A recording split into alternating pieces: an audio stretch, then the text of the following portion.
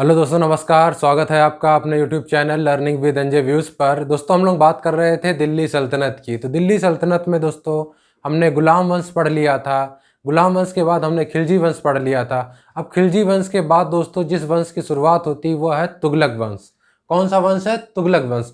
दोस्तों, तुगलक वंश के संस्थापक कौन होते हैं? तो तुगलक वंश के संस्थापक होते हैं गयासुद्दीन तुगलक, जिन्होंने क्या किया था, खिलजी वंश के जो अंतिम शासक थे मुबारक शाह खिलजी, उसकी हत्या करके अपने वंश की स्थापना की थी। तो तुगलक वंश की जो स्थापना की थी या संस्थापक कौन थे? वो थे गयासुद्दीन तुगलक। दोस्तों, तुगलक वंश माना जाता है 1320 ईस्वी से लेकर 1414 ईस्वी तक।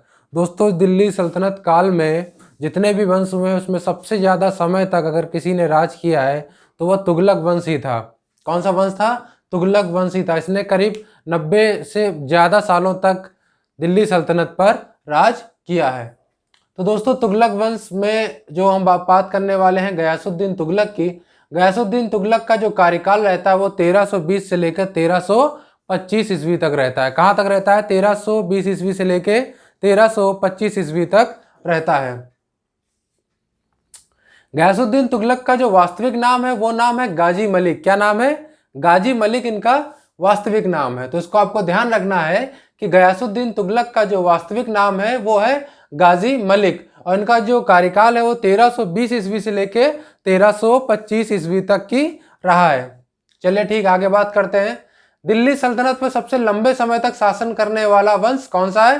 तुगलक वंश। इसके शासनकाल के दौरान मंगोलों ने सर्वाधिक बार 29 बार आक्रमण किया। दोस्तों, आपका जब कार्यकाल लंबा रहेगा तो जाहिर सी बात है कि आपको विद्रोह का सामना भी करना पड़ेगा। तो 29 बार आक्रमण किया था मंगोलों ने किस पर? दिल्ली सल्तनत पर। इस आक्रमण को विफल कर गाजी की उपाधि धारण की थी। किसकी उपाधि धारण की थी? जो मंगोलों ने आक्रमण किया था उसको विफल करके उनको गाजी की उपाधि धारण की गई थी। इसने दक्षिण भारत अभियान हेतु अपने पुत्र जौना खां। जौना खां दोस्तों क्या होता है? गयासुद्दीन तुगलक का पुत्र होता है। इसको हम लोग बोलेंगे मोहम्मद बिन तुगलक या MBT। तो ये जौना खां जो होता है को भेजता है। यह अभियान सफल रहा, जिसके फलस्वरूप दक्षिण भारत भी इनके राज्य में आ गया। दोस्तों, ये अपने पुत्र जौना खां को भेजता है कि दक्षिण भारत जो है उसको भी अपने साम्राज्य में मिला लिया जाए। तो इसके लिए क्या करता है? वो अपने पुत्र जौना खां को भेजता है, जिसमें वो सफल रहता है और वो दक्षिण भारत को भी अपने राज्य में मिलाता है। कौन? गयासुद्दीन तुगलक। संपूर्ण दिल्ली सल्तनत काल में, किसमें? संपूर्ण दिल्ली सल्तनत काल में सर्वाधिक साम्राज्य का विस्तार भी इसी के शासनकाल में हुआ।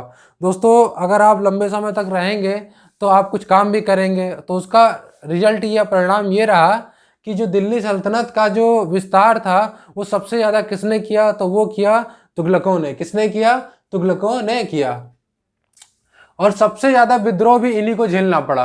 अब सबसे ज़्यादा समय तक आप रहेंगे तो सबसे ज़्यादा विद्रोह भी आप झेलेंगे और सबसे ज़्यादा नाम भी आपको मिलेगा। दोनों घटनाएं तुगलक वंश में देखने को मिलती हैं। दिल्ली सल्तनत का पतन भी इसी वंश से शुरू हुआ।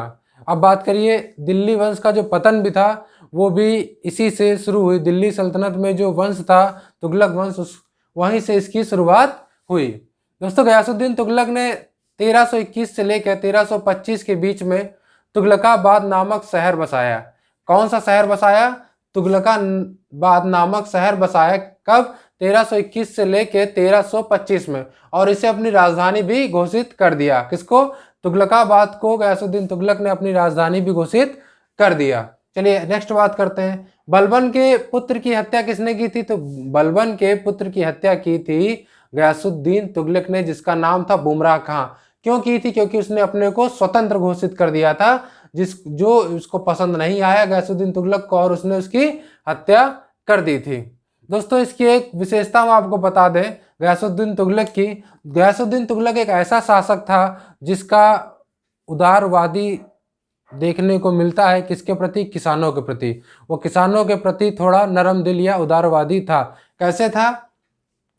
उसने किसानों के लिए सिंचाई, नहर, कुआं आदि तालाबों का निर्माण कराया। क्या कराया उसने? सिंचाई के लिए नहरों का, कुओं का और तालाबों का निर्माण किसने कराया?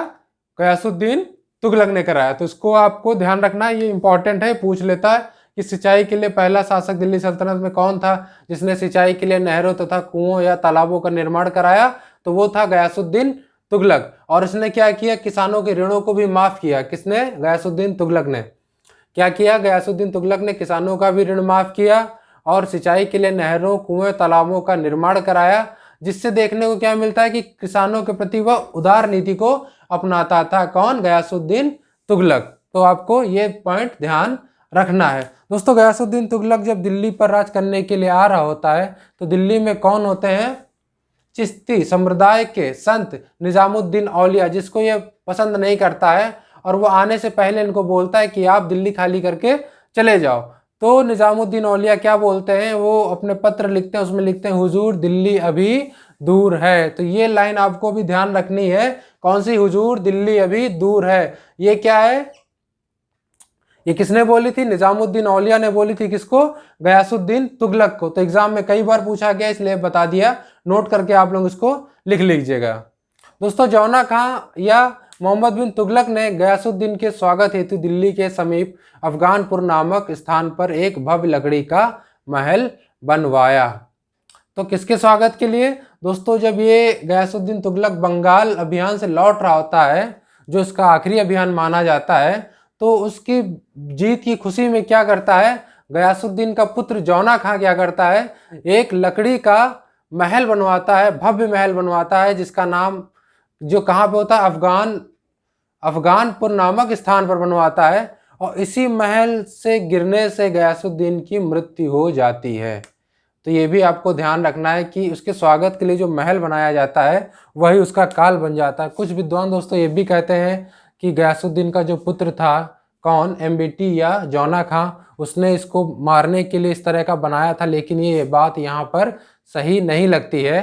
तो आप ये कहेंगे कि उसने क्या किया था, जौना खां ने अपने पिता की जीत के स्वागत के लिए दिल्ली के समीप बनवाया था लकड़ी का महल, जिसका दुर्घटनावश वो किसकी, गयासुद्दीन की मृत्यु हो जाती उसी के नीचे दब के। तो इनका गयासुद्दीन का मकबरा दोस्तों कहाँ बनाया जाता है, तो ये बनाया जाता है तुगलकाबाद। तुगलकाबाद कौन सा, जो इन्होंने शहर बसाया था।